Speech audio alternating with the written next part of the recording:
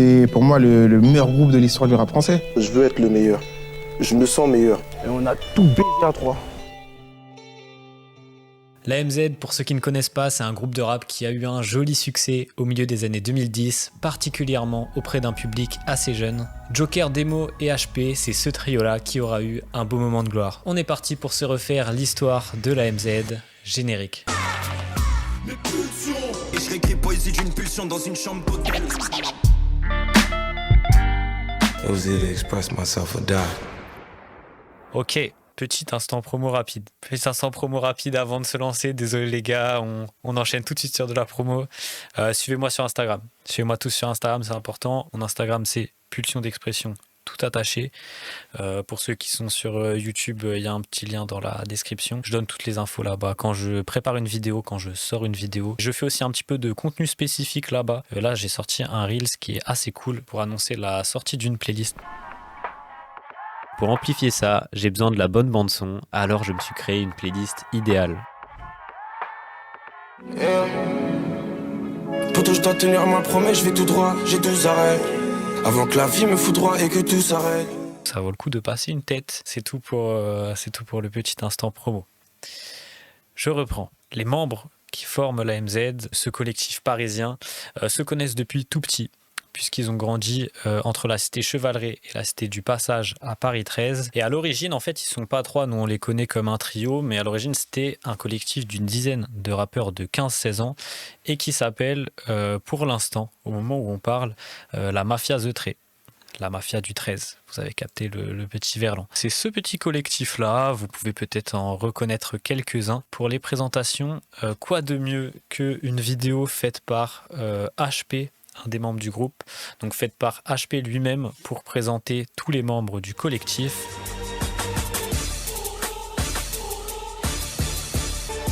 Par Movie Maker, la vidéo est sortie il y a 17 ans, postée par HP lui-même en 2007. Vous voyez le style un peu? Ouais, le style des mecs, le nombre aussi, hein, ils sont beaucoup, donc ils sont, je crois qu'ils étaient une dizaine au départ. C'est assez connu, mais parmi ces membres, on retrouve le footballeur Toko Ekambi, a.k.a. MC Loka, international camerounais et vainqueur de la CAN. Il a aussi inscrit un but décisif pour qualifier le Cameroun à la Coupe du Monde 2022 en marquant un but dans les arrêts de jeu d'un match contre l'Algérie. Et en club, il est notamment passé par Villarreal, avec qui il a joué la Coupe d'Europe, et Lyon par la suite. Ils se sont lancés dans une autre époque. Il faut se projeter là-dedans, une époque qui n'a rien à voir avec aujourd'hui. Les médias n'étaient pas les mêmes, les courants musicaux mainstream n'étaient pas les mêmes, etc. C'est vraiment bien différent. Joker raconte que leur première bribe de rap date du collège et notamment d'une fameuse salle des exclus. Il y avait une salle des exclus. On n'était pas tous dans la même classe, mais on se rejoignait tous dans la salle des exclus.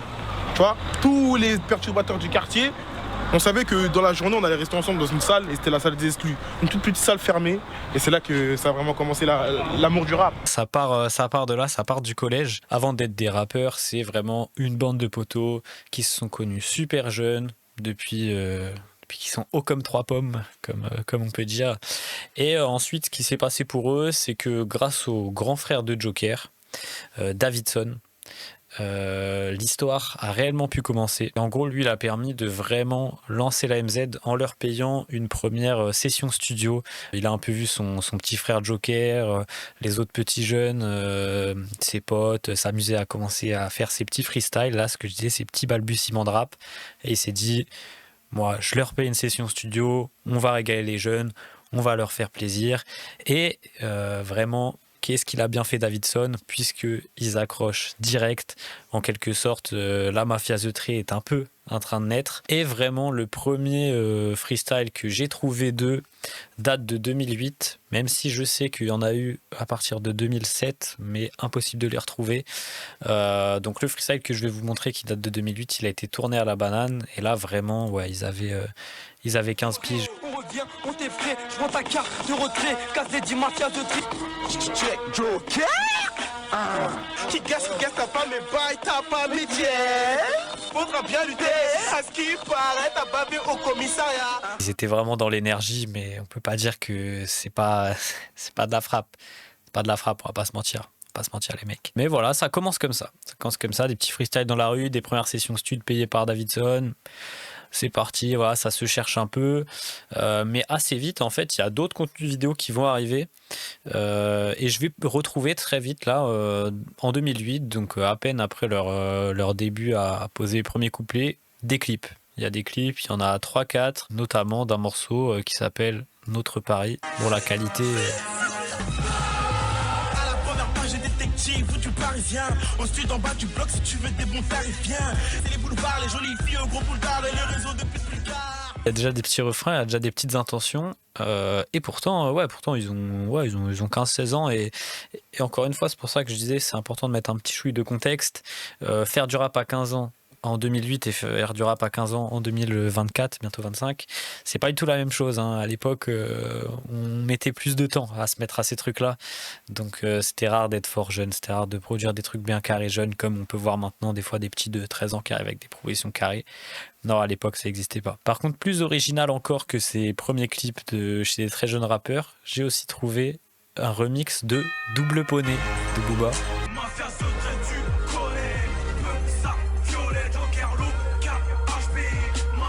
C'est un peu lourd en vrai, vite fait. Donc là on est 2008-2009, ils ont participé à un concours qui s'appelle Paris Jeunes Talents, qui est un concours pour les jeunes qui se lancent dans la musique sur Paris, et ils ont fait partie des lauréats et ils ont pu faire leur première scène à l'époque sur la scène du bateau phare. Donc j'ai encore une petite vidéo là-dessus, j'ai peur que le son vous détruise. Sort de la finale de la Ligue des Champions. Et le lendemain, il y avait ils étaient vraiment à dire ouais, on est des jeunes, on fait du rap, hein. Vous allez voir ça, c'était leur argument marketing à fond au départ.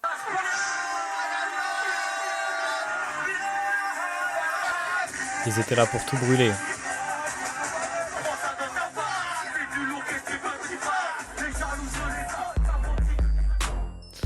Bon, après ils remettent le son par-dessus puisque je pense que la prise son est trop pétée. Tout dans l'énergie, ça ne débloque pas encore grand-chose pour eux, mais c'est gratifiant. Et globalement, ils continuent d'envoyer un max de freestyle. Et en fait, en 2009, je l'ai déjà dit plein de fois, je sais, mais encore une fois, très vite, c'est vraiment ça. À peine ils ont commencé le rap, qu'il y a une étape déjà qui arrive pour eux, c'est d'aller plus loin que les freestyles et d'enregistrer et sortir leur premier street CD, leur première mixtape. Et ça, du coup, ça arrive en 2010. Ils en ont fait même tout un clip pour annoncer la sortie de cette mixtape sur Dailymotion, un clip que je vous propose de regarder, voir un petit peu est-ce que déjà en 2010 ils avaient les épaules pour commencer à sortir des mixtapes, à sortir des CD, alors que ils ont encore 16 piges et ils ont tous enregistré à 15-16 ans. Ma vie tourne, des études que je contourne, des tâches que je cartonne, et comment je fais mes thunes, sans conscience je fais des tubes, Davidson me contacte, je grandis, je côtoie les halls. Ouais, il rappe, hein. Les petits bacs auto-tunés, ça te plaît? Chaque jour c'est une compète. Demande à Aounès, grand comme on les baisse, gros. Quand les stars descendent à la tête, on voit pas Julie Lescaut. J'arrive à l'heure quand ça parle, genre arme, clique, à le faire, quand ça sent, gendarme. Avec les t-shirts Mafias de Tré, ça aussi on va en reparler un petit peu. Un long clip avec plein de plans, rien d'incroyablement spectaculaire, mais voilà, pour des petits jeunes qui avaient pas particulièrement de thunes et tout à l'époque, c'est bien. Et en fait c'est un clip qui a été réalisé par Screech, je crois d'ailleurs que c'était un de ses premiers clips. Screech qui est fondateur du média Demolition. Clairement un clip comme ça n'aurait jamais été possible sans Davidson qui prend sous son aile cette petite équipe de jeunes. Il le raconte au micro d'Yard. Les tickets, Voilà. le goûter, c'était Voilà. Le studio, les clips, ils m'ont ruiné. Alors actuellement, je te parle, la MZ, ça m'a pas rapporté vraiment. T'as capté? ça va rapporter un jour. Ah, j'espère. Et dans la description du clip, Davidson il décrit la MZ comme étant une famille réunissant tout un quartier, une génération, un groupe d'amis qui s'est trouvé, notamment pour certains grâce à la musique. C'est l'énergie de construire une histoire de vie hors de la cité, des clichés. Par son parcours, la MZ permet à des jeunes de se distraire, d'avoir une raison d'être, de se concentrer sur un objectif, de connaître la scène et les projecteurs, de construire une chaîne de soutien qui s'étend aujourd'hui dans tout Paris. Il posait les bases d'un statement en mode il va sauver les jeunes là. Donc plutôt ambitieux. Au-delà de l'annonce de sortie de ce premier projet, une cover qui sort, c'est celle-ci. Le projet s'appelle Avant la majorité. On insiste toujours sur le fait que ce sont des jeunes. C'était leur argument marketing premier, ils disaient ça tout le temps. du rap de jeunes, du rap d'adolescents. Ils étaient à fond là-dedans. Un argument qui ne sera pas éternel puisqu'ils ne seront pas éternellement jeunes et adolescents, mais en tout cas à l'époque ça envoyait. Donc la cover, je sais pas si c'est... non, mais je pense que ça doit être un petit frère, un truc comme ça et tout. Ça lui a mis le t-shirt MZ, album avant la majorité, produit par Davidson Présente. Que dire de cet album ? Écoutez, peut-être que c'était ambitieux un peu les grands discours qu'il avait Davidson, mais honnêtement c'est un peu nul. C'est un peu nul, voilà. Je vais pas vous dire que c'est l'album de l'année. Allez pas déterrer le Street CD avant la majorité. Il y a de l'énergie, il y a de l'envie, il y a de la créativité. C'est déjà pas mal. C'est déjà pas mal. C'est déjà pas mal. La bonne musique va venir un petit peu après. Il y a une partie du projet qui est plus introspective avec des morceaux comme Thérapie, Coup de blues ou Le gardien de ma cité. Je vais quand même vous faire écouter du coup un des sons un peu introspectifs qui s'appelle Le gardien de ma cité. Qui peut un petit chouï valoir le coup. Vous allez me dire ce que vous en pensez. Pas mal la photo en tout cas. Pas trop mal. Ça raconte un peu le quotidien, tout ça. Honnêtement, je pense que c'est le meilleur morceau du projet. En tout cas, dans ce style-là. Et après, il y a une autre partie du projet qui est un peu plus des sons, on va dire, ambiançants. Je sais pas trop comment les décrire. Dont un son qui s'appelle On est là, y a rien. Et un son qui s'appelle Ambiance MZ. Je vous fais écouter un petit peu Ambiance MZ, qui vaut quand même le détour.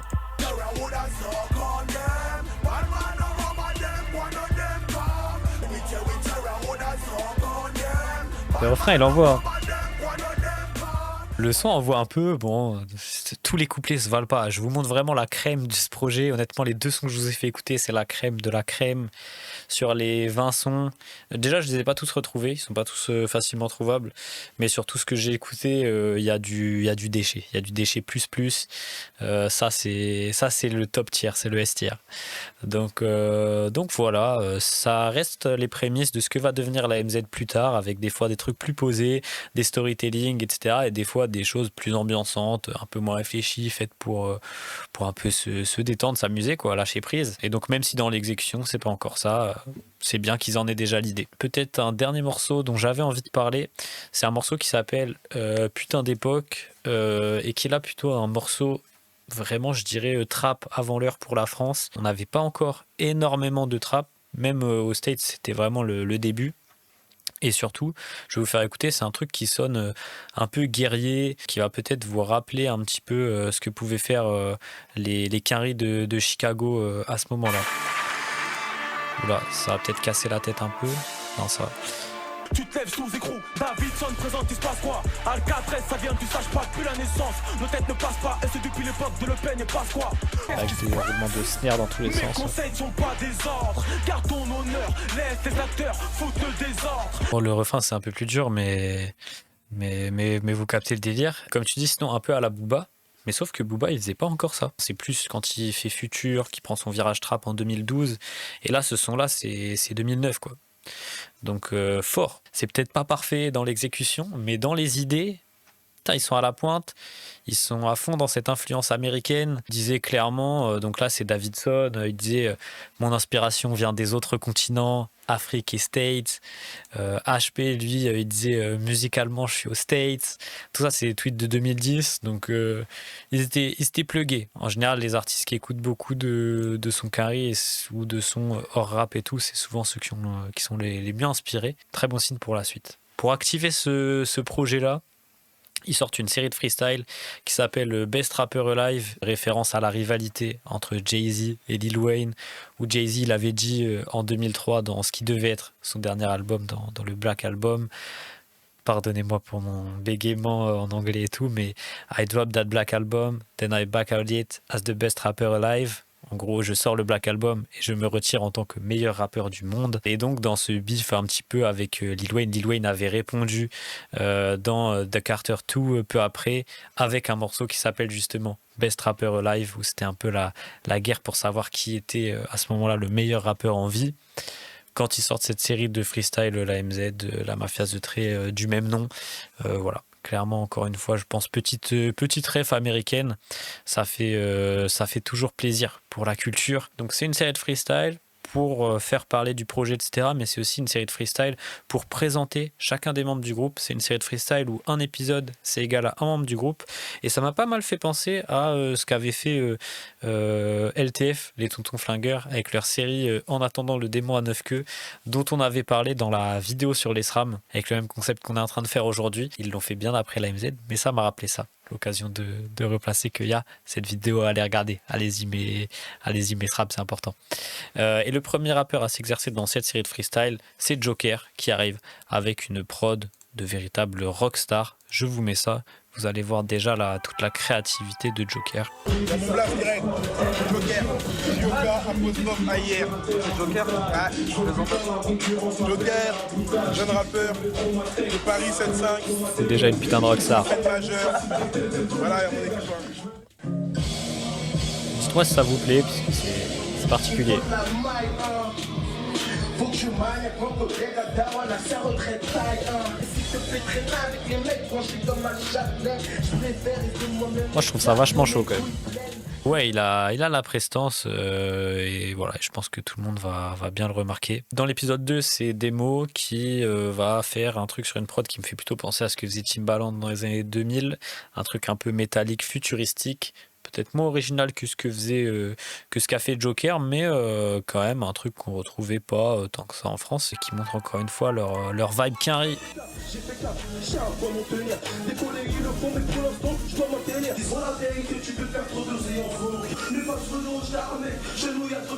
Bon, le son c'est un peu bizarre. Ils ont du goût, mais niveau exécution c'est pas ça. En fait, pourquoi on prend un peu le temps de regarder tout ça, c'est de comprendre ce qui a fait qu'à la fin, le fait qu'ils avaient déjà, on va dire du goût, ou en tout cas qu'ils avaient la vision de là où ils pouvaient piocher, et ben ça a fait que le jour où ils ont réussi à être meilleurs dans l'exécution, et ben là ils ont quand même passé un step et ils ont réussi à aller loin, et que sans tout ça, sans toute cette phase de recherche, cette phase de piocher à droite à gauche leur inspi et de foirer des trucs aussi, sans ça ils seraient sûrement pas allés aussi loin. HP qui a fait aussi un autre épisode, je vais pas tous vous les montrer. Ensuite ils vont défendre leur street CD avant la majorité sur scène en faisant leur premier vrai concert en dehors du tremplin au bateau phare. Ils vont faire des apparitions médias pour Demolition. Joker il fait aussi un freestyle avec Volteface. Je savais pas du tout qu'ils avaient été connectés, donc Volteface, le frère de Ice MC. Je comprends pas gros, à cause du rap j'ai grossi. Les lignes de mon cahier sont plus lourdes que la cam d'un grossiste. Parfois des coups de poing, c'est vrai que c'est coupless, mais je les aime donc je les retranscris dans mes couplets. Ça se voit qu'il aimait trop Booba parce qu'il a essayé de choper le phrasé un peu genre en mode patate dans la bouche, en mode tu vois, et un peu genre je crache les mots et tout. Donc ils continuent de refaire des freestyles dans la rue, ils en font un paquet. À l'époque c'était encore super courant, même si aujourd'hui ça se fait moins. Aujourd'hui on veut plus être dans un contrôle de tout, on préfère faire peut-être plus des sessions live bien mixées avec un bel éclairage, un beau décor. À l'époque les trucs faits à l'arrache comme ça passe très très bien.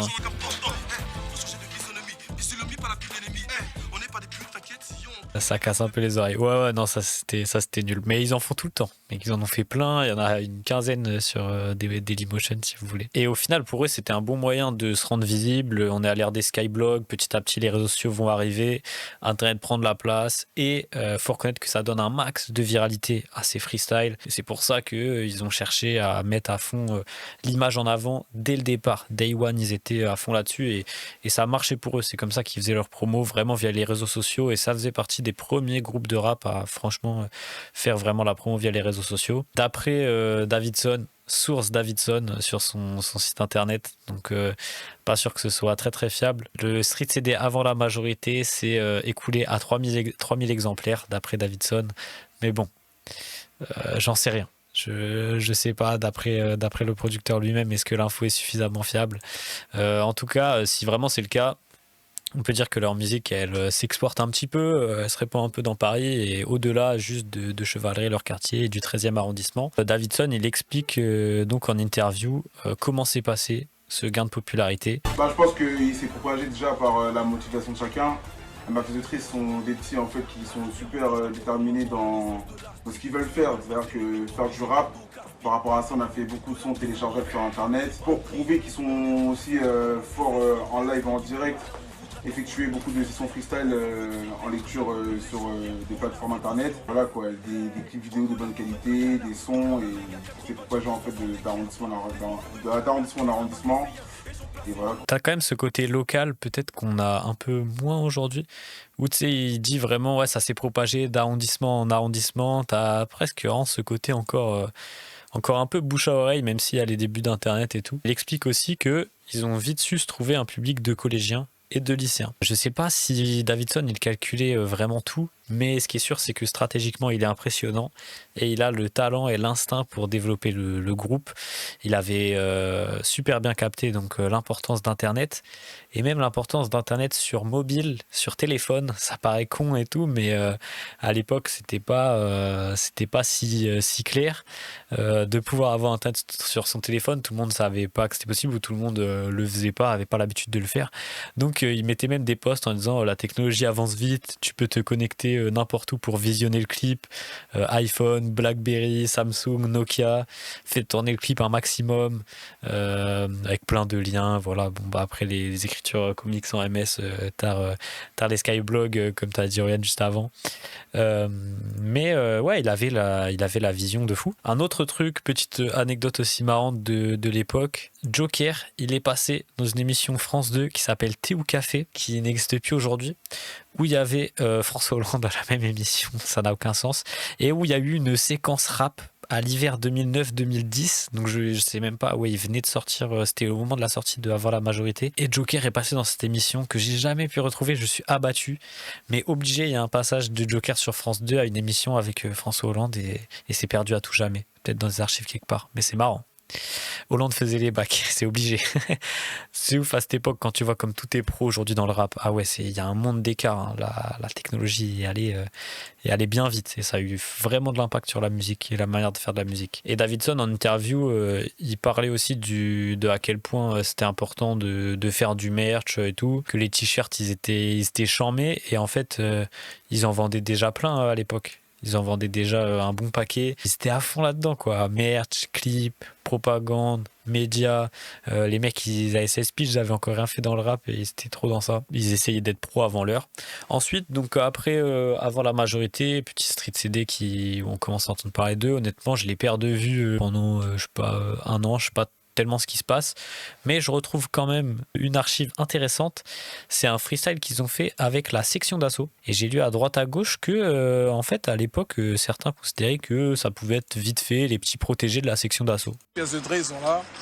C'est 75. Vino, mais il est là. Ou bien, c'est le Vino. Ou bien. Biche street, les autres, je te jure, je m'en balais. Y'a que pour dire la merde que maintenant on touche mon palais. Et pour qu'à fois que les refrains se retrouvent en jeu, car si je pense aux frères reformés, je suis obligé de dire. C'était fort d'être validé par la section à ce moment-là, carrément, ça a forcément dû les aider. Et donc il est temps pour eux d'enchaîner et d'annoncer officiellement l'arrivée de leur prochaine mixtape MZ Music Volume 1. Yeah. Retire de la MZ de bolos. Passe-moi ta commande, ensuite laisse-moi faire mon boulot. Pas les poulets de bar, Rod veut qu'ils rôtissent. Là, il y avait toute une vidéo d'annonce qui, là, cette fois, fait pas mal produit et tout, quand même. Hein. Le groupe est composé plus que de 6 rappeurs. MC Loca, MC Zyko, Demo, Joker, HP et Brias. Et ils finissent, à ce moment-là, définitivement, par adopter le nom MZ. Donc ça y est, Mafias de Dre, on n'en parle plus. C'est de l'histoire ancienne, maintenant c'est la MZ. Premier volet de leur série de mixtape MZ Music. Mais comme tu dis Oriane, le volume 1 n'est pas sur les plateformes, mais c'est même quasiment nulle part en fait. Je crois que j'ai retrouvé 2 morceaux sur une dizaine. Pourtant, je peux vous dire que j'ai cherché, je suis pas du genre à lâcher l'affaire vite quand je cherche des archives. Je veux vraiment les avoir, mais impossible. Franchement, là pour moi, ceux qui l'ont, c'est ceux qui ont chopé le CD à l'époque ou qui l'ont sur disque dur quelque part. J'ai quand même trouvé une tracklist, mais malheureusement, je vais pas pouvoir vraiment vous parler de ce projet parce qu'il y a rien quoi. Parce qu'il y a rien. Donc ça c'est la cover MZ Music Volume 1 et il y a 16 morceaux mais j'en ai trouvé 2. Terrible d'avoir perdu ça. J'espère que ça se retrouvera à un moment donné. Il y a un morceau qui s'appelle Hyper Kicker et un morceau qui s'appelle Où est cet enculé, je cite. Citation. Je peux peut-être quand même vous en faire écouter un. Ce sera pas forcément représentatif de ce qu'était cette mixtape. toujours le tag. Et là, niveau clip, il y a du scénario là. Même niveau morceau.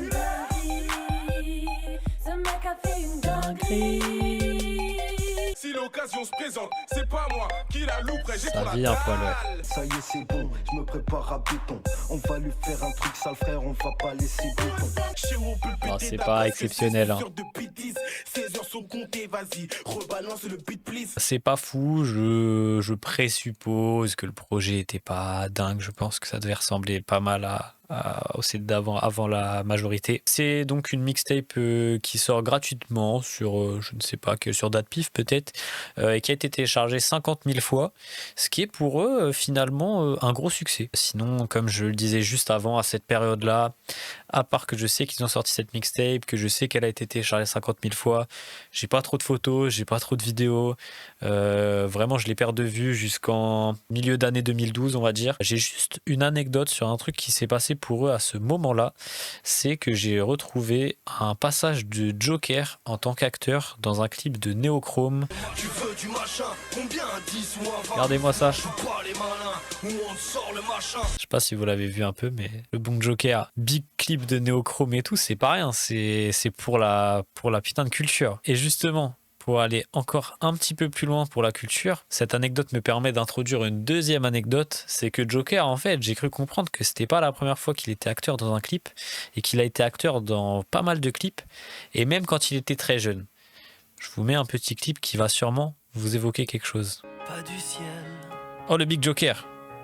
Donc là, c'est vraiment Joker qui a 11 ans, quoi. Big clip de Calogero avec le Big Joker en acteur principal. C'est pas beau? C'est bien lui, et j'ai retrouvé l'info, c'est Davidson lui-même qui l'a posté sur un Skyblog, donc c'est du official, c'est pas une info chat. Revenons un peu à la MZ. Début 2012, j'ai l'impression qu'il ne faisait plus trop de sons en groupe, comme s'il marquait un coup d'arrêt. Je retrouve alors des morceaux solo de Joker qui confirment un peu cette impression qu'il y a une sorte de pause pour la MZ. Puis, une nouvelle arrive et relance le groupe. Ils étaient jusque-là produits par Davidson. Finalement, ils signent en coproduction chez KD Basic, le label de Zoxy et Mélophilo, des sages poètes de la rue. Cette signature va vraiment les booster pour la suite de leur carrière. Le groupe avait rencontré Zoxy une première fois en 2009 lors d'une résidence au 104 d'Aubervilliers, où Zoxy il organisait des ateliers gratuits et ouverts aux jeunes rappeurs.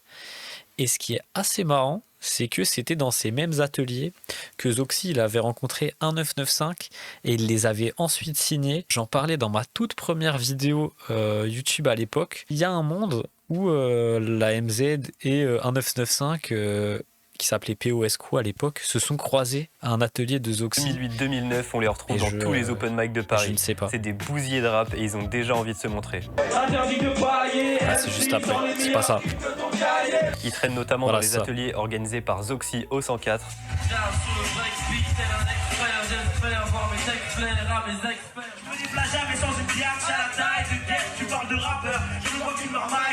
C'est quand même la bonne école.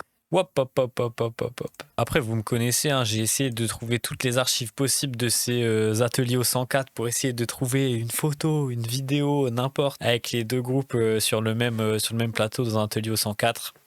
Pas trouvé. Est-ce que ça existe? Est-ce que ça a existé? Est-ce que ça n'a pas existé?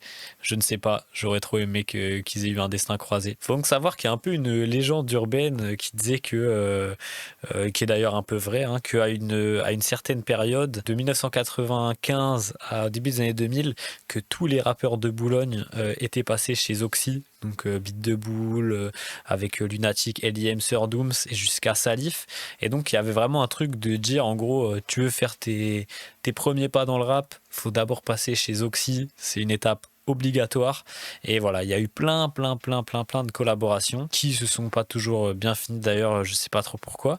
Mais 1995 et la MZ font partie de tous ces groupes, de tous ces gens qui sont d'abord passés chez Zoxy et qui ont enregistré des sons chez Zoxy avant de progresser encore dans leur carrière. Donc bonne école. Bonne école pour eux, bonne signature aussi pour Zoxy, hein, qui signe des mecs assez talentueux. Et donc là, voilà, je vais commencer enfin à les retrouver en musique, mais seulement en janvier 2013. C'est vous dire le temps qui est passé.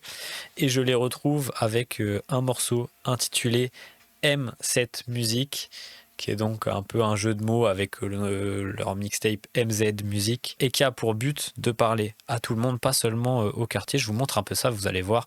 Là, le clip, il y a un changement radical. Ma paire de Nike te le dit, naked just do it. Si tu viens au contact de ma Essayez de me deviner ce qui a changé là. ton rap de merde nouille, juste à mon nouille. Ce qui a changé, c'est qu'ils ont changé de coupe. Non, bien sûr, ouais, ils sont forts en com. Ils ont remplacé donc voilà leur propre personne par plein de petits jeunes blancs voilà, je sais pas où d'ailleurs, pour essayer de peut-être d'attirer un autre public ou de faire une petite blague, je sais pas. En tout cas, dans les commentaires, il y a quelques personnes qui y ont cru, enfin qui croyaient que c'était vraiment les mecs du clip, les mecs de la MZ. Donc ça marche un peu, ça crée son petit buzz, joli coup de com'. Ça avait pour but, comme je disais juste avant, de parler à tout le monde, pas seulement au quartier. C'est réussi. Davidson, il a vraiment une idée en tête là définitivement, c'est de développer la MZ dans le paysage musical français au sens large. Et ça fonctionne très bien. Le morceau est partagé par Booba sur Facebook. Donc énorme validation pour eux. On sait très bien la force de frappe qu'il avait à l'époque, Booba, sur ses réseaux sociaux. On avait l'habitude de dire qu'il était plus puissant qu'un média. Et effectivement, pour eux, ça a débloqué des trucs. Joker en a parlé beaucoup plus tard en interview pour l'ABCDR du son. La première fois que les médias sont intéressés à nous, c'est grâce à un post de Booba. C'est vrai? Il doit même pas s'en rappeler, lui, tu vois. C'était un post de... quels sont déjà M7 Music. Il avait mis sur son Facebook. Suite à ça, il y a eu un engouement médiatique. C'est vraiment quand Booba il parle d'eux, ça y est, il y a un truc qui se débloque. Et là, tout de suite, juste après, c'est freestyle Bouscapé, c'est freestyle sur différents médias, sur Génération. C'est le début d'un petit engouement médiatique pour eux. Et peut-être pour la première fois, vraiment de définitivement dépasser les portes de Chevaleret ou en tout cas des arrondissements alentours et de venir dans les écouteurs de jeunes blancs-becs comme Latrix ou moi ou peut-être d'autres personnes dans le chat avec un deuxième morceau dont je n'ai pas mis le lien, mince, je vais devoir taper ça à la mano, qui s'appelle Bang Bang Flow, et là je pense que ça va vous parler encore plus que M7 Music. On a posé vraiment un contexte là pendant longtemps, c'est important, mais là ça y est, vous allez récolter le fruit de cette attente. On va arriver sur les sons qu'on connaît et les sons qu'on kiffe vraiment. Donc c'est parti. Moi j'adore ce son. Nique les rappeurs, nique les hackers. Tu veux nous tester, mais j'espère que t'as pas peur. Moi je m'ambiance encore là-dessus sans problème. Petite soirée entre potes ou quoi, y'a rien. Qu'est-ce qu'on va faire? On ne sait que rapper. Avec qui y'a plus de flow. Lourd. D'ailleurs, le couplet d'HP, après, il est méchant. Je pense que c'est le meilleur couplet du morceau, mais tranquille. Ce single-là, je le trouve vachement avant-gardiste. On est toujours sur un peu ces mouvances trap, drill d'Atlanta, de Chicago, dont on parlait un petit peu tout à l'heure. Et moi, c'est vraiment la première claque que je reçois de la MZ. Je crois que j'ai entendu le morceau M7 Music avant, mais pour le coup, le morceau qui définitivement me met dans le train, c'est Bang Bang Flow. Folie, sortir ça en 2013, c'est trop cool. On arrive donc à leur troisième mixtape, MZ Music Volume 2, deuxième mixtape de la série. Le groupe se réduit maintenant à 4 rappeurs. Il reste donc Joker, Demo, HP et Rodka, mais il y a quasiment un 5e membre à la MZ, c'est Equinox, leur beatmaker attitré. On a déjà commencé petit à petit à vanter les mérites de ses prods, mais il va prendre du level tout au long de la carrière de la MZ, notamment sur l'art du sampling, où vraiment il va déterrer que des folies, que des pépites. Et du coup, c'est lui qui produit simplement chaque titre de la mixtape MZ Music Volume 2. Pour le coup, lui, c'est pas un mec de Chevaleret, c'est pas un pote d'enfance de la MZ, c'est un mec qui vient de Bondy. Davidson raconte à son propos que en fait, il a absolument cherché à rencontrer la MZ. Il a spammé Davidson de messages, il lui a envoyé des messages, et que d'habitude, la MZ, il voulait tout le temps que rester entre eux, mais à force qu'il spamme, au bout d'un moment, Davidson, il s'est dit, bon allez, je vais aller le voir, ce gars-là, dans son appart et tout, je vais voir un peu ce qu'il fait. Il a écouté 2-3 prods, il a bien bien aimé, il s'est dit bon, ça vaut le coup que je le ramène rencontrer tous les gars de la MZ, et dès qu'ils ont discuté ensemble, pareil, ça a matché direct, et c'était le début d'une longue histoire qui va durer honnêtement toute la carrière en fait du groupe. Et franchement, les travaux qu'il a fait pour eux, on va voir au fil de la vidéo, mais c'est dingue, et c'est un artisan immense du succès qu'ils ont pu avoir. Pardon, je parle de lui, mais j'ai même une photo de lui quand même, histoire d'illustrer un peu plus mon propos. Donc Equinox, c'est lui. Et en fait, sa discographie, c'est quasiment que la MZ ou des mecs de la MZ en solo. Genre Demo, Joker et tout. Mais tout ce qu'il a produit, c'est impressionnant. Et c'est des prods de fou, quoi. C'est des prods où les morceaux sont carrés par la prod ou le sample choisi. Donc gros shout-out à lui. Qui, je pense, il a jamais reçu un peu les fleurs de tout son art. Le groupe travaille aussi maintenant avec une distrib, donc fini le côté street CD, on distribue un peu à l'américaine, au quartier à droite à gauche, on met des téléchargements gratuits sur Datpiff ou autre, ça c'est fini. Maintenant leur distrib c'est Arista, avec qui ils ont pu signer via donc le label KD Basic, et Arista qui est une filiale de Sony qui va leur permettre de diffuser leur musique à beaucoup plus grande échelle. Et purement pour leur musique, ce qui va changer complètement, c'est l'apport de Zoxy et Melophilo, donc du label KD Basic, qui vont amorcer un petit step-up au niveau des productions, de la direction artistique, et même en soi au niveau des clips aussi. Et ça se ressent dans le 3e single du projet, qui est le morceau Fonce D, qui est pour moi encore peut-être un cran au-dessus de tout ce qu'ils ont fait jusque-là en tout point. Peut-être même encore un cran au-dessus de Bang Bang Flow, même si c'est des styles complètement différents. Je vous montre ça en totale nostalgie. Je passe un coup de fil à Dava, d'un coup je me mange une baffe. Maman me dit d'arrêter de demander et de me trouver du taf. C'est hypnotisant.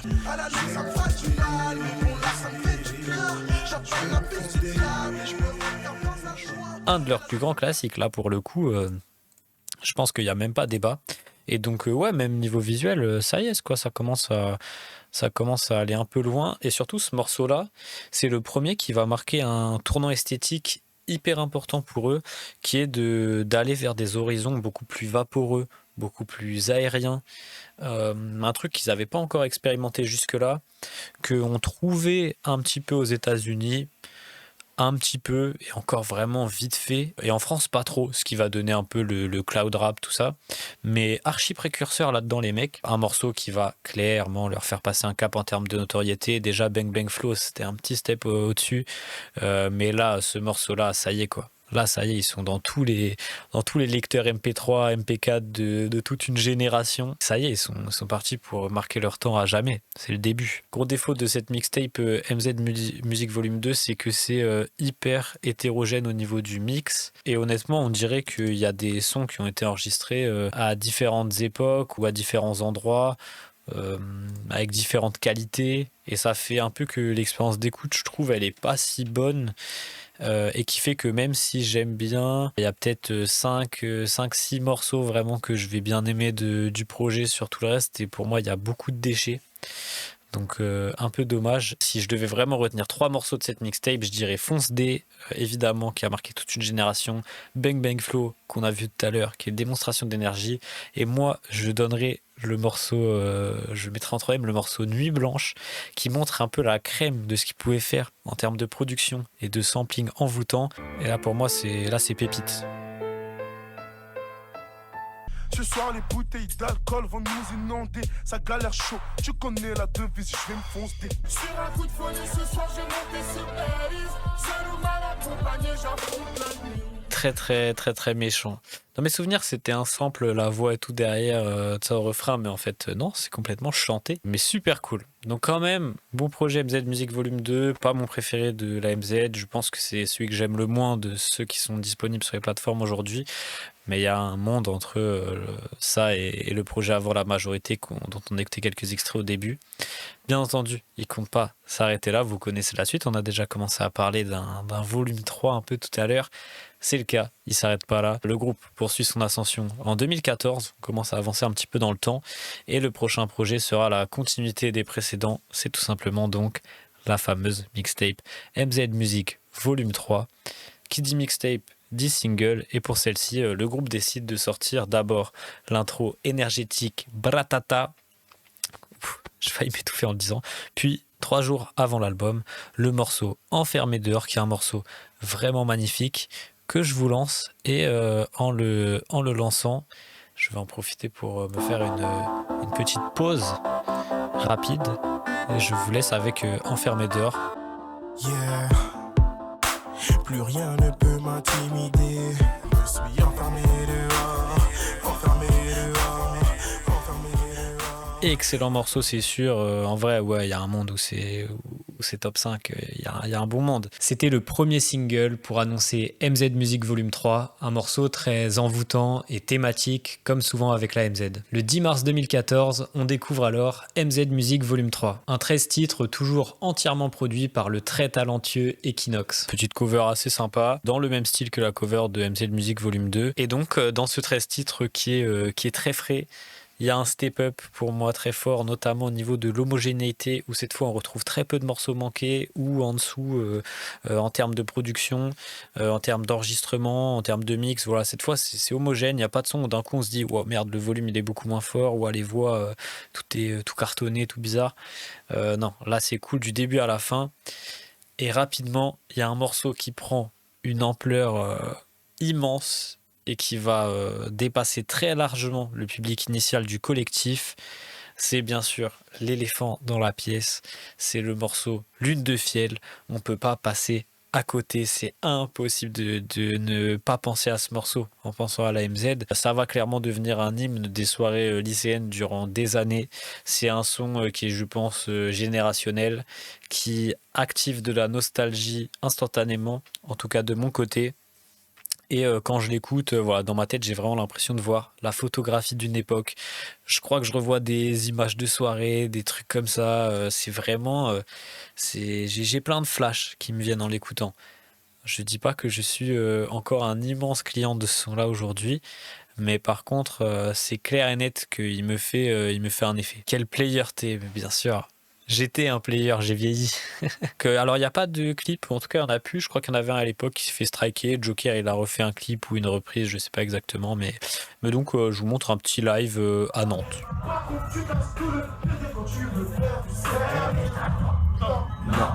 Suis le son de ma voix dans la chambre. Tout le monde, tout le monde, tout le monde. Qu'est-ce que t'attends? Non, suis le son de la voix dans la chambre. Quelques petites anecdotes autour de la création de ce son Lune de Fiel. Une anecdote. C'est ici que beaucoup de morceaux d'AMZ sont nés. Il a dit qu'il avait une anecdote. C'est ici, franchement, le soir, ils sont tellement loin, ça commence à rapper, ça fait des sons. Beaucoup de sons, c'est ici. Lune de Fiel, c'est ici. C'est ici.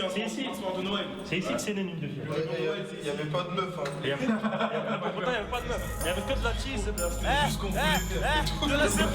Ah, on est loin du contexte festif, soirée, meuf, machin dont on parlait juste avant. Deuxième anecdote, dans le clip originel de ce morceau, qui du coup, je crois, n'existe plus, Demo, il tient une bouteille de Bel Air.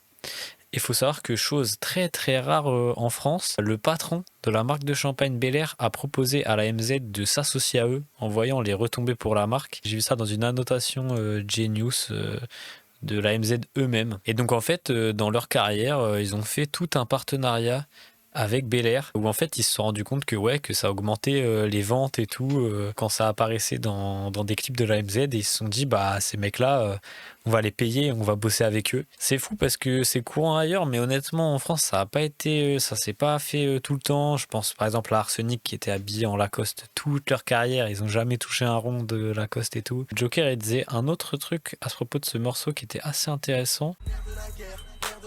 Je sors de ma tanière seulement pour la faire. On a ouvert un créneau qui s'est fermé et après Doc Chineco. C'est ce que je veux dire. On a ouvert un créneau où à l'époque, le seul qui faisait ça c'était le Doc, on va pas se mentir. Aujourd'hui, les MZ, on arrive avec ça. Entre nous, on parle de sexe, de drogue, de violence, d'alcool. Pourquoi pas le mettre dans la musique? Tu vois ce que je veux dire?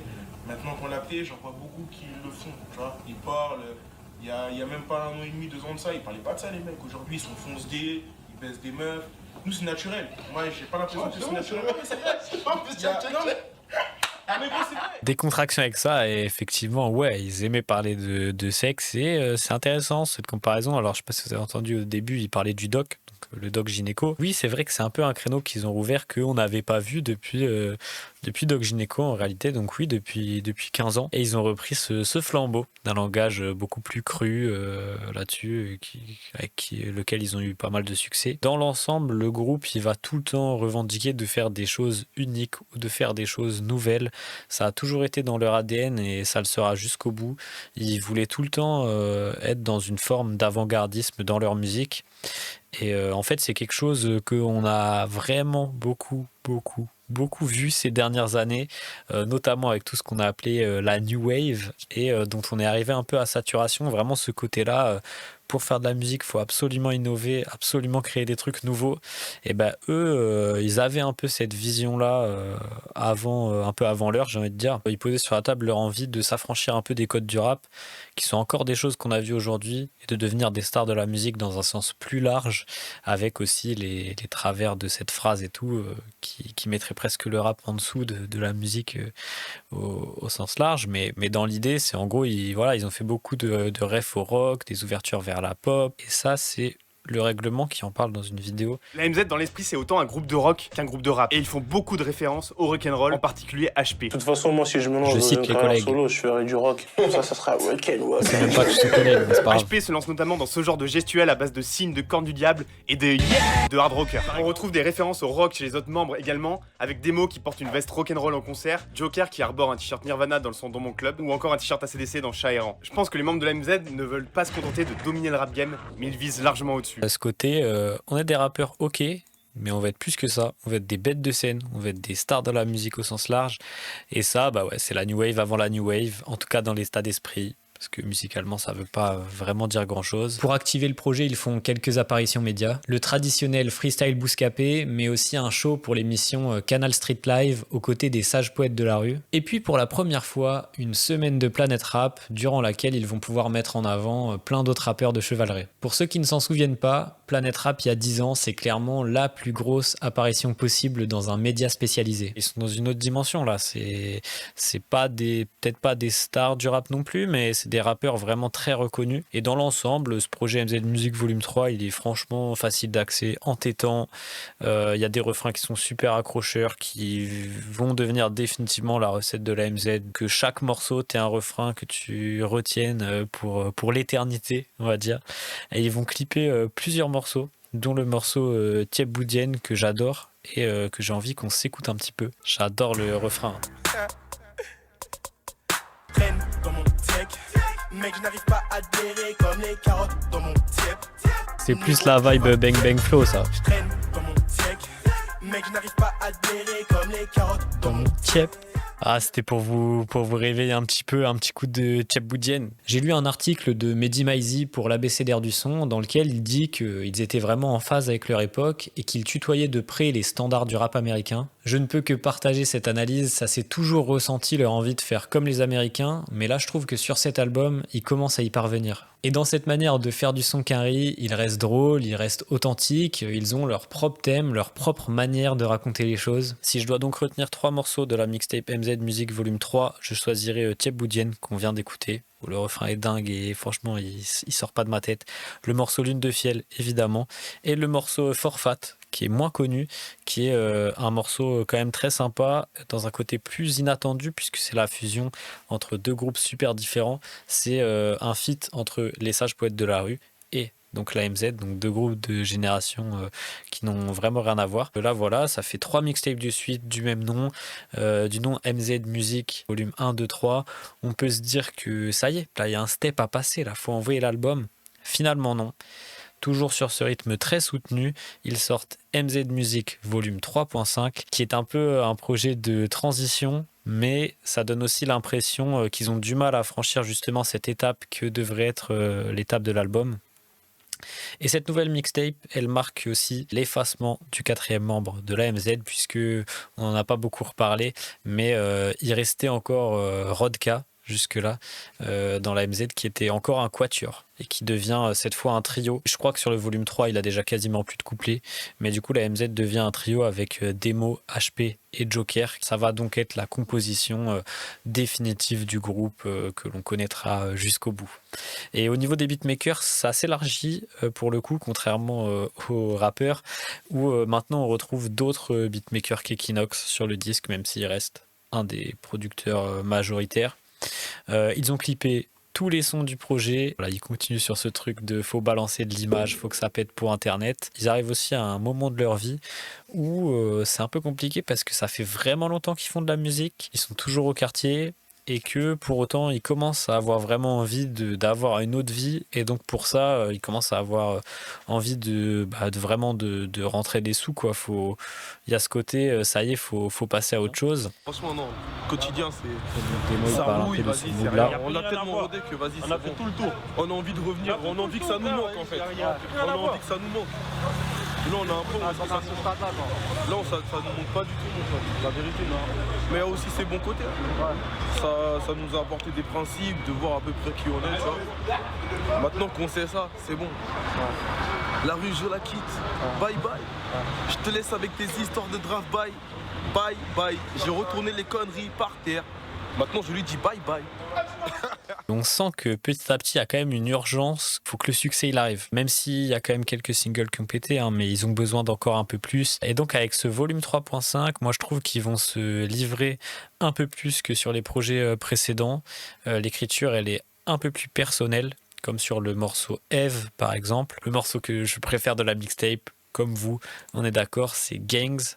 Et je vous propose de l'écouter parce que c'est quand même un petit bijou, notamment de sampling.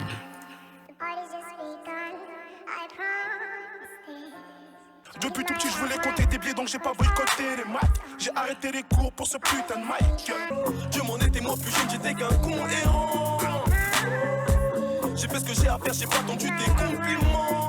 Très beau morceau, clip assez banal mais qui marche avec des images un peu dans tous les sens, des archives de concerts, etc. Bon, ça le fait. Pour eux, cette très longue série de mixtapes a toujours pour but de les faire connaître auprès d'un public plus large, mais aussi de préparer le terrain pour un album futur quand ils se sentiront prêts. Il y a cette urgence de percer qui se fait de plus en plus ressentir. Sur ce nouveau projet, la MZ fait plein d'interviews, le run médiatique s'accélère. Ils gagnent en popularité en faisant ça, mais auprès de qui ? À ce stade de leur carrière, la MZ finit par avoir un peu le statut de groupe de rap pour collégiens ou lycéens. Depuis le début, c'est le plan de Davidson, de toute façon, faire percer la MZ en cassant leur image, en leur donnant cette image moins dure, en permettant à plus de gens de se reconnaître en eux, et notamment nous, pour une bonne partie du chat, et pour moi, il les a gentrifiés finalement en quelque sorte, même si on n'utilisait pas ce terme à l'époque. Ils m'ont mis dans le 16e arrondissement, à Claude Bernard. Maintenant, c'est là-bas que j'ai commencé à connaître vraiment, toi, les plans, chemise fourrée, etc. Et c'est à partir de cette année-là que j'ai commencé à me baptouriser, tu vois ou pas. M'habiller bien, propre, etc. Baptouriser, il a dit. J'ai vu Paris. Il a compris comment arriver à toucher tous les adolescents de France. Prendre le métro, faut mettre les doudous fourrés. Et c'est là, en fait, eux, c'était trop... Le plus Benny stylé. C'est là j'ai vu. C'est là j'ai vu, c'était trop. On était trop ghetto, tu vois. Et c'est là-bas en fait j'ai eu l'ouverture d'esprit en me disant, en fait nous on n'est pas normaux en fait de comment on sape, comment on parle. Et quand on faisait les freestyles, j'en avais même marre moi de faire des freestyles toujours cité. Donc à partir de ce moment-là, moi j'ai commencé à faire le mec un peu, tu vois, animateur, t'as capté. Dans un sens, c'est un peu regrettable qu'il se soit changé pour le public, pour essayer de parler à plus de monde. Mais bon, dans un autre sens, ça a fucking marché. Vraiment, vraiment énormément. Donc ce volume 3.5, un très bon album. Moi, j'aime quasiment tout ce qu'il y a dedans. Mais une très bonne mixtape, pardon. Justement, mais j'aime quasiment tout ce qu'il y a dedans, mais ouais, bordel, on n'en peut plus des mixtapes, il le faut cet album. Et étonnamment, il va arriver presque aussi vite que l'écart qu'ils mettaient entre leurs autres mixtapes. 6 mois après, comme d'hab, tous les 6 mois, nouveau projet, mais cette fois, c'est l'album. Il laisse pas de répit au public. avalanche de disques. Il n'y avait pas ce côté qu'on peut avoir des fois chez certains artistes de non, là, faut se faire discret pendant 2 ans, on va revenir plus fort et tout. Non, là, faut marteler. Personne va nous chuter du terrain. On est là, non?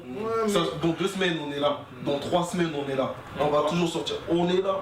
Non, parce qu'il n'y a pas de repos.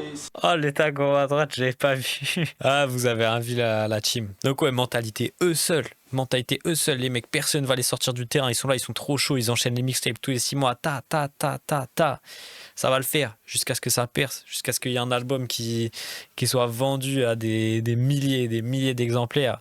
Et donc là, ça y est, on y a enfin l'album, le premier du groupe, Affaire de famille, un 15 titres très varié, dont le nom, je pense, est un hommage au morceau Affaire de famille de Doc Gynéco et Arsenic. Il y a vraiment du bon là-dedans, il y a vraiment des belles choses. Je dirais juste que un des gros défauts, c'est la cover. Je sais pas ce que vous en pensez, moi je suis pas dedans. Problème de couleur, je sais pas. C'est un peu bizarre. Ils ont montré depuis le début la MZ qu'ils savaient tout faire, qu'ils avaient différents univers, différents styles. Et Joker, il disait en interview pour Rap Elite que quand tu lances un clip de la MZ, tu sais pas à quoi t'attendre. Et effectivement, les 2 singles pour annoncer cet album, c'est Dans le Bendo dont tu parles, Oriane, et Je suis un menteur. Et pour le coup, mais ils ont vraiment rien à voir.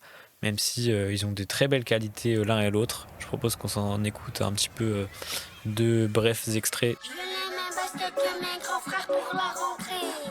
Je représente mon bloc même dans la cour de récré. Dans le bendo, je suis dans le bendo, dans le bendo, Et donc là, on est sur un truc très trap, très énergique, très bouncy.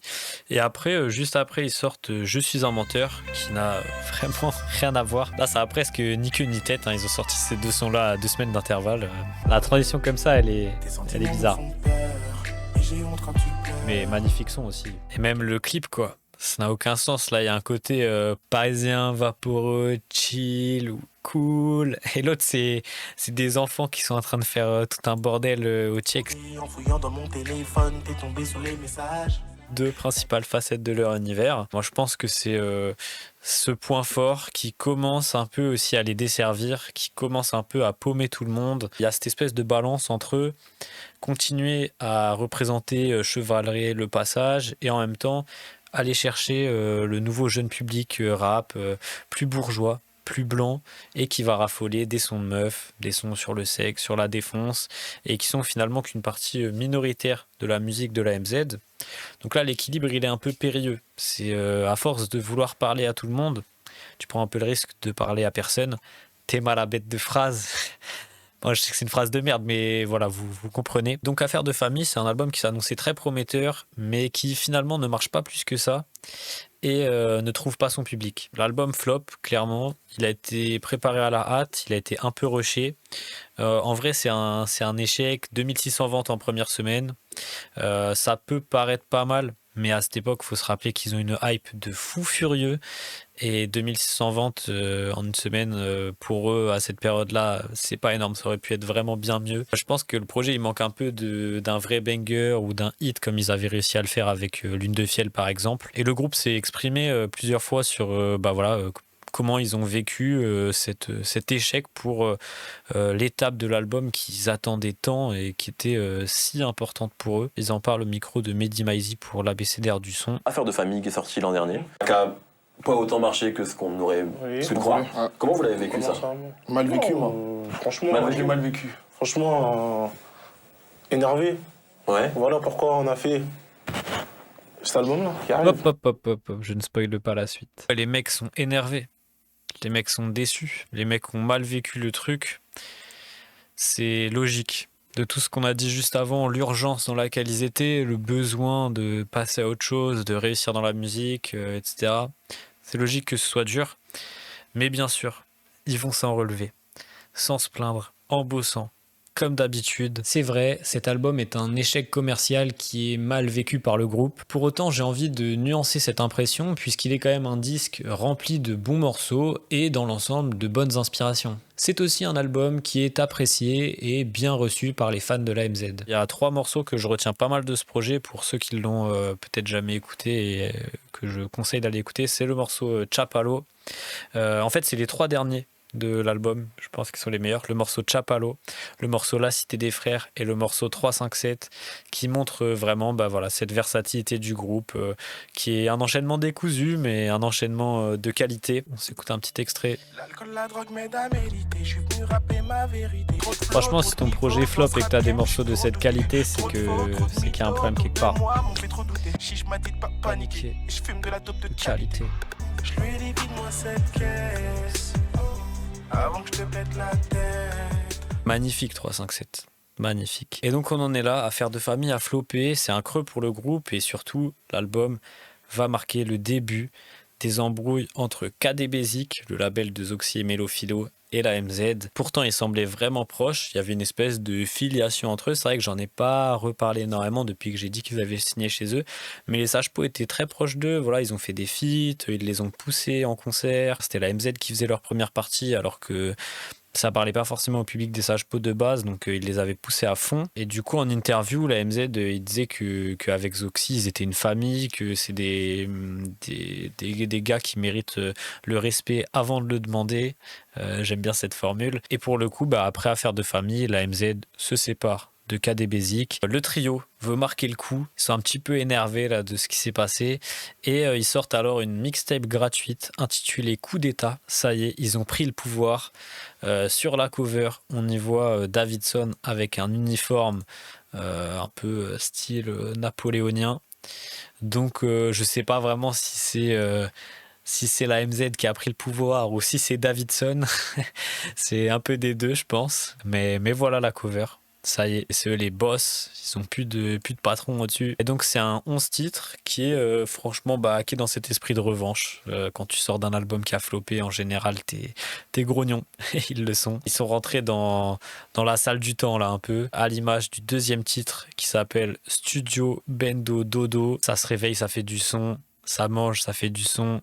Ça refait du son, ça dort, ça refait du son. Ouais, donc on le fait au quartier pour aller chiffrer, au studio pour tous les gifler. Studio Bendo Dodo. Globalement, je trouve que sur cet aspect revanchard, cet aspect énervé, c'est HP qui retire à nouveau beaucoup son épingle du jeu. On l'avait un petit peu perdu de vue, où c'était plutôt Joker qui était mis en avant sur tous les refrains.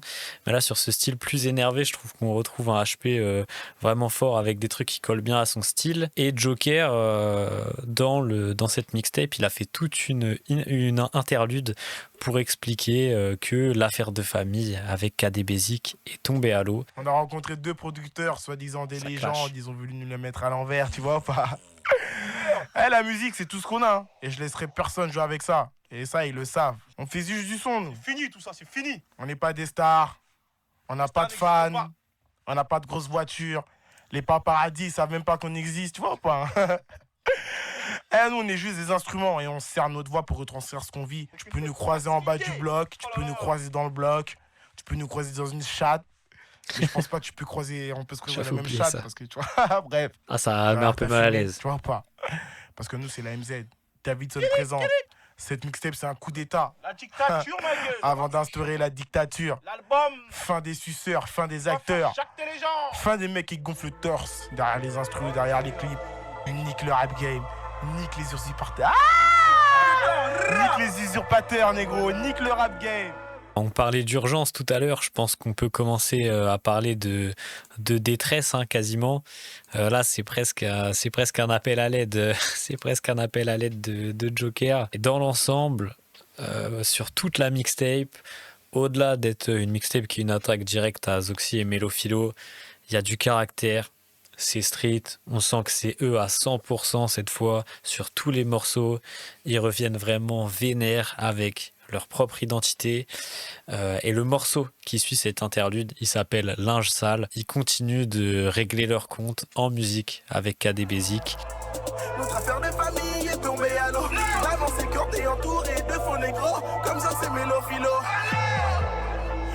pourquoi je lave mon linge sale en public. C'est quand je t'appelle, tu te mets constamment sur messagerie. Je pourrais être ton fils, donc arrête de prendre la fuite. J'ai roué de la rue. C'est moitié partagé entre la détresse de Joker et les attaques frontales à Zoxy et Mélophilo. Ils ont dû se faire douiller dans des contrats, j'en sais rien. On n'a pas trop la version de l'autre côté, mais il y a dû avoir des trucs louches, je sais pas trop. Et le meilleur morceau de la mixtape pour moi, c'est un morceau qui s'appelle Keush. Peut-être que vous vous en rappelez. Après, c'est assez spécial. Quand je l'écoute, il y a un peu de nostalgie, mais vraiment, je me souviens que à l'époque, j'avais pété mon crâne dessus et c'était genre des replays, mais des replays, je pense que je pouvais le mettre 10 fois de suite le morceau. Arrête d'en vouloir à mon cul, mes gars vont te vouloir à la gueule, Tu sais, je suis toujours postiché dans mon check. Tu nous paies en cash ici, remballe tes chèques. Je m'en bats les couilles, j'irai vendre de la queue. Il raconte aussi clairement que là, ils sont à un stade où de toute façon... Ok, déjà ils ont le seum, déjà ils sont revanchards, et puis de toute façon, nique sa mère, si ça marche pas, on retourne faire ce qu'on faisait avant, y a rien. Ce projet-là, ce flop de l'album précédent, les galères avec Zoxy et Mélophilo, on sent qu'ils ont plus de jus, plus d'énergie, plus de dalle, ils sont plus énervés, ils ont plus de seum, ils sont plus dos au mur qu'avant. Et en fait, ils sont bien dans une situation qui est bien pire que celle de départ. Et je dis ça en souriant, mais en vrai, pour eux, c'est vraiment relou. Hein. C'est pas du tout pour faire le bandeur de la galère, mais l'histoire nous a prouvé que ce genre de situation, c'est le terreau parfait pour faire de la très très bonne musique. En général, quand t'es autant dans la merde, il y a les tripes qui parlent. Et effectivement, ils vont se servir de ce carburant pour sortir un nouvel album en 2016 qui s'appelle La Dictature. On y est, le sommet de l'ascension. Un album qu'ils ont putain de bossé. Un album qui, cette fois, c'est obligé. Ils peuvent plus louper le coche. L'album qui doit définitivement les faire entrer dans la légende, pour lequel ils ont une ambition démesurée. Une ambition à la hauteur de leur talent, hein, pour le coup. C'est un album de 14 titres. Honnêtement, c'est vraiment cool. C'est vraiment très cool. La cover, effectivement, t'as raison d'en parler. La cover, elle est superbe. Je parle pas forcément que esthétiquement, mais dans ce qu'elle dégage. Vraiment, dans ce qu'elle dégage, il y a un vrai truc. Et donc, ouais, ça y est, il y a ce projet qui arrive. En interview, Joker il disait qu'il vivait que pour ce projet-là, qu'il voyait plus de meufs qui traînaient qui traînaient plus à la cité. Tous les gars de la MZ disaient que leur rythme de vie il était dingue, que c'était studio bendo dodo tout le temps. Et au-delà de tout ce travail, c'est un album pour lequel ils sont vraiment ultra sûrs d'eux. On a envie de tout niquer, on veut tout niquer. C'est facile aujourd'hui de le dire et c'est ce qu'on va faire. Voilà. Et c'est ce qu'on va faire. C'est facile de tout niquer, de le dire aujourd'hui, mais nous c'est ce qu'on va faire. Et effectivement, le deuxième album de la MZ, le premier avec une promotion et une réalisation digne de leur talent et des attentes autour du groupe. L'album s'intitule La Dictature, qui est aussi un des surnoms de Davidson, personnage décidément central de la MZ. Cet album, il est plus que attendu, c'est une délivrance pour le trio. Ça fait 10 ans qu'ils rappent et enfin, ils sortent un album dans de bonnes conditions et qu'ils pourront défendre comme il se doit. Maintenant, moi qui aimais déjà pas mal la MZ avant et qui apprécie aussi Affaires de famille, je vais pas me dire que c'est vraiment que c'est bien mieux que tout ce qu'ils ont fait avant, parce que pour moi ils ont toujours su faire d'excellents morceaux par-ci par-là. Par contre, la différence majeure avec Affaires de famille notamment, c'est en termes de cohérence globale, d'ambiance globale d'album, où là il y a un vrai gap. Il y a toujours la variété qu'ils avaient avant, mais les morceaux ils s'enchaînent mieux. Il n'y a pas de morceaux faibles. Du début à la fin, on voyage, on passe par différents moods, et c'est pas juste d'un coup un son trap et d'un coup un son de lover. Et l'album il démarre sur la même énergie que Coup d'État, avec 2 morceaux bien vitaminés, bien énervés, et ensuite on a les 2 tubes de l'album coup sur coup, avec Les Princes et Toi sur moi, dans une ambiance beaucoup plus planante et nocturne. Cet enchaînement, c'est quand même le nectar de ce qu'ils ont pu faire, et je pense même que Les Princes, c'est leur meilleur hit, leur plus grand hit, encore plus que Lune de Fiel pour moi. Je pense que c'est un meilleur morceau. De briller comme Paris la nuit. On va tout faire pour devenir les princes de la ville. j'ai dormi toute la journée. Joker, il racontait à propos de ce featuring incroyable avec Nekfeu qu'il avait vraiment passé toute la nuit à rouler avec Nekfeu, qu'ils venaient de se rencontrer et que l'instru, elle tournait, qu'il parlait d'autre chose et qu'ils avaient juste kiffé toute une nuit en roulant et que 2 jours après, voilà, ils se sont vus, ils ont fait les princes. Cette connexion, elle s'est faite très naturellement alors que de prime abord, c'est pas forcément un groupe et un artiste et un rappeur qui sont dans le même univers. Mais qu'est-ce que ça marche bien. Et je pense que ce qui donne une autre dimension au morceau, finalement, c'est même pas la présence de Nekfeu, mais c'est surtout la voix sublime de Mallory sur le refrain. Et elle a refait récemment son intro du morceau sur Instagram. Je sais pas si vous avez vu passer ça. Je viens d'une ville où il n'y a plus de roi, où il n'y a plus de loi. Je veux être le prince de la ville. Voilà. Excellent, c'est magnifique. Moi, il y a un autre morceau que j'aime beaucoup, c'est le morceau Pause aussi. Je pense que j'étais pas le seul à kiffer. Je vous montre un petit extrait du GOAT Loïc Review quand il avait react au morceau Pause.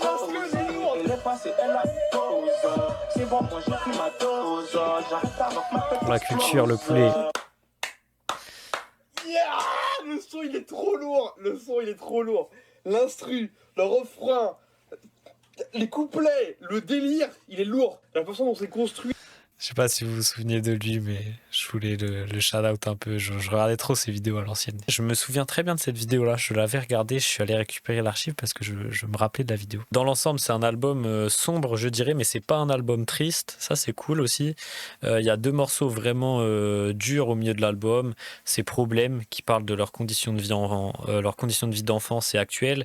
Et Noir c'est Noir, dont on avait parlé un peu au tout début du live, qui parle là du traitement des Noirs en France, du mépris qui se sont pris et qui prenaient encore à cette époque-là, et qui a un son vraiment revendicatif. Et pour moi, c'est un son important parce qu'on résume beaucoup la MZ à des refrains d'adolescents, on va dire, mais moi je l'ai fait depuis le début. Mais c'est aussi et surtout un groupe qui a revendiqué, qui a représenté l'identité des Noirs en France et qui a dû faire 2 fois plus que les rappeurs blancs ou les groupes de rappeurs blancs pour arriver où ils ont été. Et c'est politique de fou en fait. C'est aussi ça, je pense, être un grand groupe.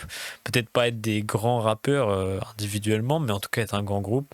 C'est dire des choses, c'est revendiquer, mettre sur la table des sujets de société. Le combat, c'est dans l'ADN du rap et ils ont ça en eux. Ils ont su faire ça.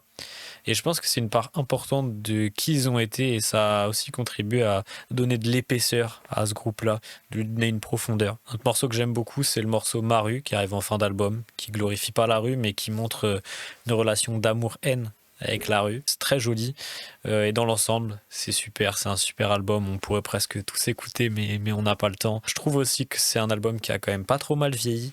Il y a des sons dont je me rappelais plus trop et j'ai pris plaisir à les réécouter des années plus tard. Évidemment, les objectifs avec cet album, ils sont beaucoup plus élevés qu'avant pour eux. Et cette fois-ci, il faut que ce soit un vrai succès. C'est quoi l'objectif pour ce disque-là?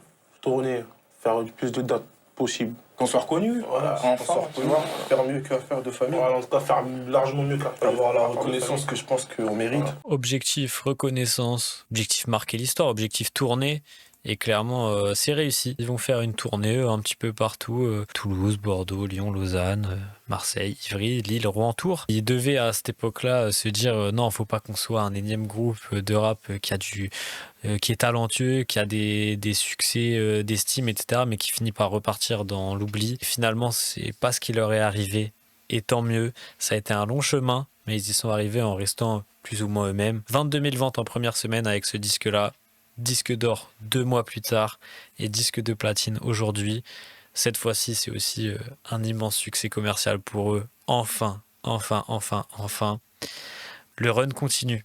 En fin d'année 2016, la MZ annonce la sortie d'un 3e album intitulé La Mafia The Tray. Ils sont au sommet de leur art. L'album est prévu pour le 17 février 2017. Malheureusement, je pense comme vous le savez tous ici, le groupe explose en début d'année 2017 et l'album ne verra jamais le jour. L'annonce de la séparation du groupe, elle surprend tous les fans, sachant qu'ils avaient toujours donné l'impression d'être soudés, d'être une famille. La fin de la MZ ne semblait pas imaginable. En interview, ils avaient dit tout le temps non, on est un groupe, pas de projet solo, etc. C'est trop important. Mais finalement, la séparation, elle est annoncée avec un tweet. L'album La Mafia The Tray ne sortira plus. C'est la fin. Désolé. Et en ce qui me concerne, je ne travaille plus avec Davidson présente. Ils n'ont pas réussi à aller jusqu'à l'album Mafia The Tray. Dommage. Bien évidemment, ça donne un petit peu envie de connaître les raisons de cette séparation. Je vous dis direct, on est sûr de rien. Je vais pas trop faire de la surinterprétation. Ceci étant dit, il y a quand même les membres, ils se sont exprimés dessus. Il y a quelques éléments. Je vais juste mettre une ou deux petites déclarations, notamment cette déclaration de Demo qui est assez claire. J'ai placé ma confiance.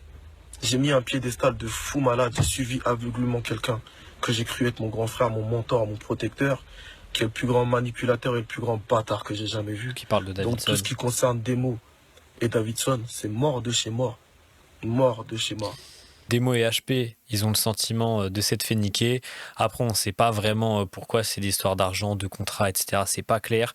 Ce qui est évident, c'est que dans le Quatuor MZ, parce que je pense qu'on peut y inclure Davidson presque comme un membre à part entière au vu de son importance, il y a eu une fracture entre d'un côté Demo et HP et de l'autre entre Joker et Davidson. Ma lecture, c'est que l'AMZ, c'était un collectif de personnes qui ont grandi ensemble, qui ont évolué ensemble, et c'est beau d'avoir vu ces mecs-là tout retourner de cette manière. Néanmoins, derrière tout cet esprit fraternel, justement, il y avait une vraie fratrie. Il y avait la fratrie entre Joker et Davidson, et en vrai, depuis le départ, c'est eux qui avaient la vision. Artistiquement, ils avaient beaucoup plus de poids que les autres. Joker s'est exprimé plein de fois à ce sujet-là, notamment en disant que il créait pas les morceaux à plusieurs, que c'était lui qui avait amené le délire MZ, le délire avec les meufs, le délire, les thématiques qu'ils abordaient, les styles qu'ils abordaient. Il a beaucoup dit que c'était vraiment lui qui avait apporté tout ça. Est-ce que c'est vrai ou pas ? On n'en sait rien. Dans l'ensemble, sans faire offense aux deux autres, mais je pense qu'il y a quand même un monde d'écart entre Joker et Demo et HP. Joker, il est trop spécial. Joker, il rayonne trop, il a un talent, un côté charismatique que les deux autres n'ont pas, même s'ils ont des qualités respectives. Il s'exprime un petit peu là-dessus, Joker, auprès de Rap Elite. J'étais impliqué à 200% dans l'AMZ. Quand on dit demain, on doit faire un album de l'AMZ, sur 17 morceaux, je te ramène 11. Tu regardes l'album La Dictature, je sais pas s'il y a un track listing, je vais dire et les morceaux, on les bosse pas ensemble. Je sais pas à quel point tout est vrai dans ce qu'il dit et tout, dans le fait qu'il ramenait tout, qu'en gros, il dit quasiment, MZ c'était moi, quoi, en gros un peu. On saura jamais à quel point c'était vrai. Mais bon, voilà, c'est sa version. On peut aussi s'interroger sur la place que prenait Davidson dans ce collectif et si son rôle était suffisamment clair pour tout le monde. J'avais vu passer des threads Twitter qui avaient été faits en disant que Davidson, c'était un peu un meneur, mais qui était devenu un problème, qui avait trop de poids, qui voulait trop graille ou qui voulait trop pousser Joker. Peut-être. C'est peut-être des échos qui sont passés à droite à gauche, mais honnêtement, franchement, on n'en sait pas grand-chose. Et puis au final, celui qui, je pense, a le mieux résumé la situation, c'est HP. Au final, ça s'est réduit, on était 4, après ça s'est réduit, on l'a terminé à 3, et on a tout baisé à 3. Moi, ce qui me marque avec la MZ, c'est, je vais dire sincèrement, après je pense qu'on peut en parler, que le temps est passé, c'est que, en fait, au moment où vous obtenez le disque d'or, après tant d'années de travail, vous vous séparez. Personne comprend. Qu'est-ce qui se passe? C'est les aléas de la vie, c'est comme ça. Voilà, c'est les trucs sur les retours, c'est les trucs autour, tu vois, vas-y, voilà. Il y a une cassure et fin, tu vois. Rien de grave. On peut retourner le problème dans tous les sens. Au final, ça reste des potes qui se sont aimés un jour et qui se sont beaucoup aimés. Et voilà, entre qui un jour ça a cassé, peu importe les raisons, on peut creuser et vouloir comprendre. Il y a peut-être une histoire de business derrière, il y a peut-être des contrats bizarres, je sais pas, il y a peut-être juste des égos mal placés d'un côté comme de l'autre, mais au final c'est probablement pas plus compliqué que ça qu'une embrouille de potes ou une cassure d'amitié entre potes. Et globalement ce groupe de la MZ, ça restera un énorme SI puisque quand ils se sont arrêtés ils étaient au sommet, qu'aujourd'hui ils ont des certifications qui tombent mais tout le temps. En mai 2024 ils ont fait single de diamant sur Toi sur moi, en 2022 ils font encore un single d'or, il y a des platines qui tombent, disque de platine pour l'album La Dictature en 2021, alors qu'ils n'ont plus rien sorti depuis 2016. Hallucinant. Ils ont plus d'1 million d'auditeurs par mois, c'est fou. Il gagne même des auditeurs par moment. Je crois que ça s'arrête quasiment jamais de monter. Et on peut se demander jusqu'où il serait allé avec l'ère du streaming qui n'avait pas encore atteint ses sommets en 2016. S'ils avaient continué à pousser le truc jusqu'à peut-être en 2018-2019, qui était peut-être l'âge d'or commercial, on va dire, pour le rap français. HP, il disait aussi en interview, le nombre d'auditeurs qu'ils ont aujourd'hui, c'est une dinguerie. Joker, il dit en interview que la MZ, c'est le meilleur groupe de l'histoire du rap français pour lui. Enfin, ils sont quand même fiers de ce qu'ils ont bâti, de l'écho que ça a encore aujourd'hui. Et ça peut faire se poser une question. Est-ce que c'est vraiment terminé pour toujours? Est-ce qu'un retour est possible 10 ans après? HP répond à cette question. Est-ce que dans 15 ans, comme, je sais pas, les plus grands, les intérieurs... Laisse ça. Il y aura un retour. Après, moi, j'ai envie de te dire, tout est possible, mon frère. Mais c'est ça, je vais te le dire, t'as vu, il y a peut-être 3-4 ans, t'as vu, je te disais, c'est mort, t'as vu. Aujourd'hui, t'as vu, j'ai grandi, t'as vu, j'ai mûri, t'as vu, il y en a avec qui on se reparle, tu vois pas. Et vas-y, je sais pas, demain, si on doit faire du pepper, on s'assoit, on fait du pepper. C'est plus important, en vrai. Mais je te dis, à 3-4 ans, je t'aurais dit non, je fais le petit con, c'est mort, tu vois. Mais comme t'as grandi. Ouais, maintenant t'as vu, maintenant je produis des artistes, tu vois. Je fais du Nesby, je connais, t'as vu. Je comprends le gars différemment. Let's go, tu vois. Alors peut-être. Mais non, je suis d'accord avec toi, en vrai, Latrix, je pense que je veux pas. Après, en vrai, une tournée, genre là, comme ils en parlaient un peu, une tournée, pourquoi pas? Pour les 10 ans de la dictature, petit concert anniversaire date unique à Paris. En vrai, il y a un truc. Et quoi qu'il en soit, c'est dommage que l'histoire, elle se soit terminée en mauvais termes, mais bon, c'est comme ça. C'est les relations humaines et le business. En vrai, ça arrive très souvent. Ils n'ont pas abusé de ce clash pour faire monter le buzz respectif ou quoi, lancer tout le temps des tacles et tout. Il y a eu quelques petits pics, mais ça reste OK. Et ça, c'est quand même tout à leur honneur à chacun. Moi, j'ai aimé écouter ce groupe quand j'étais plus jeune. Je vais pas non plus les surcoter complètement, hein. Ils avaient aussi leurs lacunes, mais ils ont fait avancer ce truc. Donc, gros shout-out à eux, gros shout-out à Davidson, gros shout-out à la MZ. Merci à tous d'avoir suivi ce live. Merci à tous d'avoir suivi cette vidéo, pour ceux qui sont sur YouTube. Si vous avez kiffé sur YouTube, n'hésitez pas à mettre un petit commentaire, un like, partager. Allez voir mes réseaux sociaux, Instagram notamment. Et merci beaucoup et à la prochaine pour une autre vidéo. À bientôt sur YouTube, sur Insta ou autre. Merci d'avoir suivi. Je vais balancer un petit son en fond et puis on va s'envoyer un petit ending screen gentiment. Il est minuit, j'ai mon sachet. Bonne nuit à tous. Je te jure, je ferai pas de bruit. Les parents dorment, ouvre-moi la porte, je passe ma nuit en